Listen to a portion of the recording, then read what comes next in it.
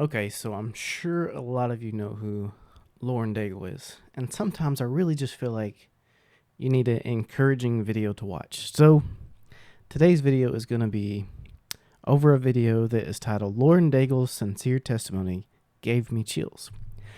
And a lot of the comments seem like this testimony inspired other people to share their testimony. A lot of people made statements about how Lauren Daigle's music has helped them. A lot of people said it was encouraging to listen to. So I figured today, why not bring something that is just purely encouraging to my audience? So I really hope you guys enjoy this. I haven't actually watched it yet, never seen it, not even a little bit. So if I stop it and react to something, it's going to be genuine. So let's go ahead and jump into it. But before we jump into it, don't forget, a lot of you that watch this channel are not subscribed. Please help out the channel by subscribing. All right, without further ado, let's go ahead and jump right into this. I remember during the 560 days of stillness, but no one was counting. God just met me in a moment, and He reminded me of what it was to find my first love again. And I feel like, yeah, it's the best. I'll just say that. But I was talking to someone yesterday, or maybe it was 2 days ago, I don't know. No, it was yesterday. Golly, the days feel so long. And we were talking about disappointment. And I was up here on this stage for 12 shows, I think it was 12 shows, before the shutdown happened. And as a child, God would show me these tours and visions and dreams, and I would literally see them. I could see crowds of people, and I could see tour buses, and I could see charts and awards and all these things. I wasn't even singing. I was like the closet singer that sang in her shower, sang when she was getting dressed. Nobody knew that I could sing. And my mom went to the worship leader at our church, the choir director, and said, "Hey, my daughter sings all the time, all the time, all the time. And I don't know if she's any good, but if you would just put her on the back row of the choir, maybe she'd have an outlet to get this out, and do something with it." And so I went and I auditioned. I didn't really audition. He showed me this song behind the church, and he said, "Sing this for me." And it was the song Hosanna. And I was like, "Hosanna, Hosanna," like really sheepish. And he goes, "Lauren, I have heard you laugh before. You better sing that song." And I was like, "Oh gosh." And I said, "I don't know if this is singing or if this is screaming. I don't know." Because I was like belting it, but I didn't know what belting was. I just thought I was screaming at the top of my lungs with a melody attached. And I found out that's not what that was. And he said, "Get ready, because in 2 weeks I'm going to have you lead this song." And I had never really sang in front of people. I was so new to it. But in this time, God started showing me all these things. And here we are, fast forward. Every single decision that I had made in my career, I made focused on the dream, focused on those visions that He showed me over and over and over and over again. It says, "Those without vision, they'll perish." And it was like He gave me the foresight for years and years and years and years to come. And here I am, and I have finally arrived to the moment that I was seeing all of these years. And it was the Lauren Daigle World Tour. It looked exactly like what He had shown me. So I just want to point out already, like, this is so encouraging. She went from singing in the shower to where she is now. Just imagine where we sit now and the dreams that we have. That blows my mind, because how somebody can go from just so afraid to even sing to where she is. She is like one of the best voices in Christian music, whether you like who she is or not. She has an amazing voice for what she does. I didn't even know that her regular talking voice sounded like she has kind of like a raspy talking voice. And it kind of makes sense now, the reason she sounds the way she does when she sings. It's kind of I just thought that was really cool. Let's keep on watching. Like, exactly. But at the start of the tour, he said, hold it loosely. And I was like, all right, well, that's interesting. Didn't expect that. And he said, hold it loosely. And I remember just the first, don't tell anyone, but the second show, one of our major props broke. We're not going to reveal any secrets yet. And I remember the team coming to me and they were like, you are not going to believe what just happened. And I was like, it's all right. And there's just an ease about letting go of things that would be seemingly important. And then the 12th show came and everything had to shut down. And I remember feeling like, God, what is this disappointment? It took me 6 months to literally get out of bed. I was so heartbroken because at 16, he showed me something, a dream, a vision. And 12 years later, I was there to fulfill that. I could see it. It was exactly what he had shown me. And on the 12th, something interesting about the 12th, I gotta look that up. But on the 12th show was when it all fell apart.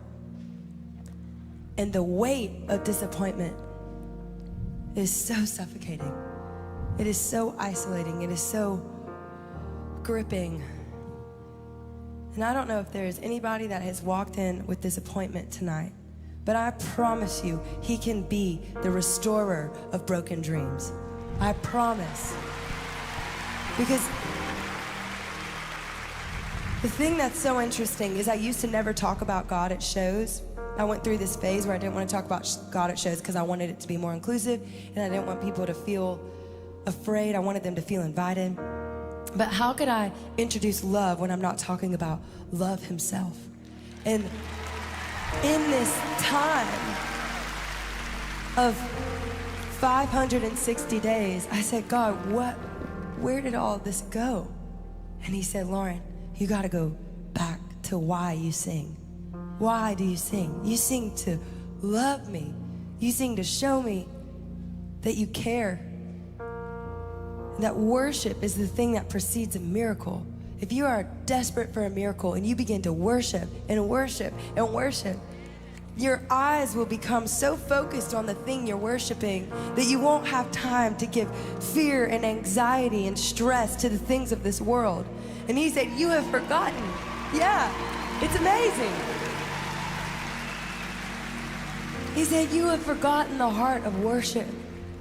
Just come back to your first love. And I am so... Just real quick, how many times do we need to be reminded who God is and why we serve him? So that's very powerful. I love that she shared that. So grateful for those 560 days because not only did he take away disappointment, but he allowed this stage to be an even more beautiful experience than it would have ever been because I actually remember worship now. Where I was going through the motions and just doing show after show after show. Now I get to sit and bask in his presence every single night. And I was missing it. And he just said, girl, come on back to your first love. Just come back. I don't know if you've walked in with disappointment. I don't know if you've walked in with sorrow. I don't know what it is that you've come in here with tonight. But I do know that he who has began a good work, he is faithful to complete it, and he will complete it.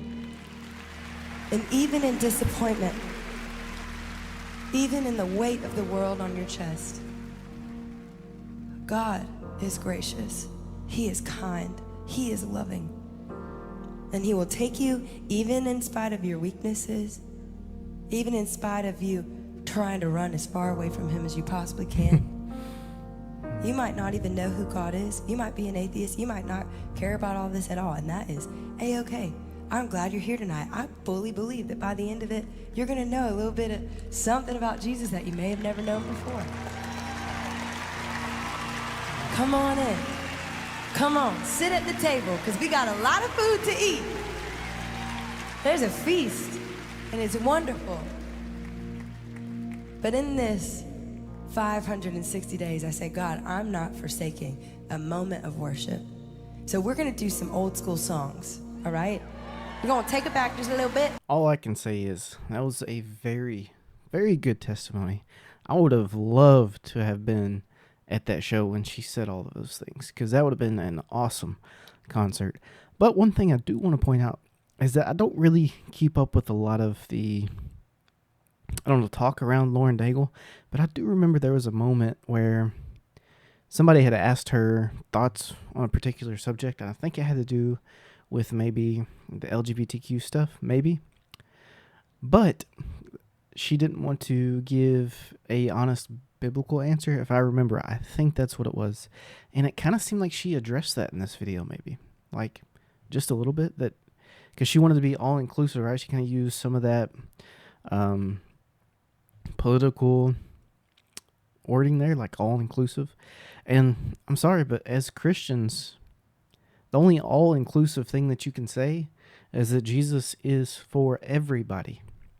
Jesus is for everyone, but our lifestyle doesn't always match up to biblical standards.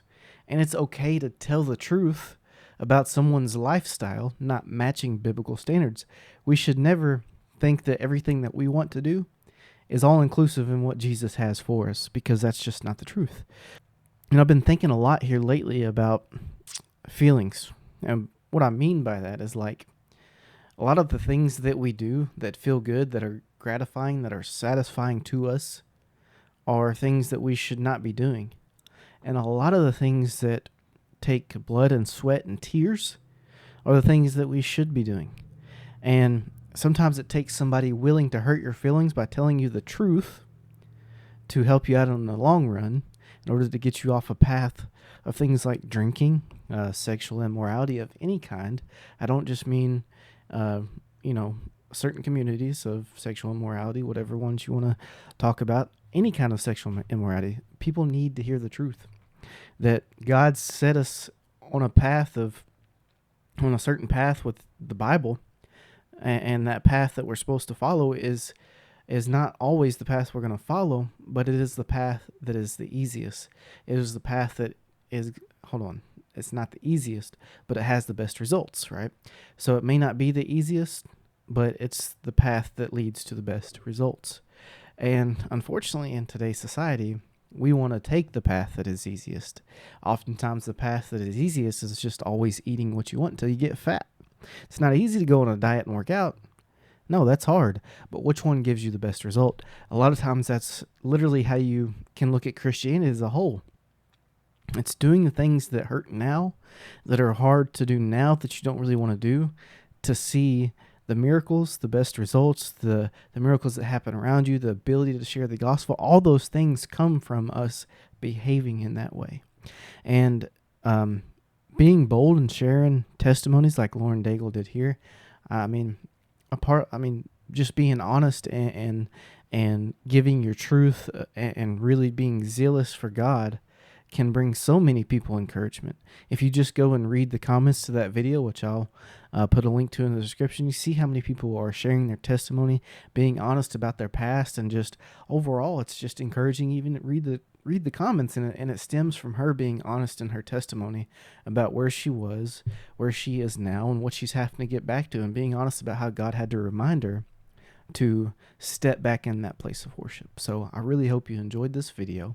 Hope that you got something out of that testimony, and maybe you got a little bit out of hearing me blab away. Hopefully. But as always, keep on the full armor of God, and I hope you have a blessed day.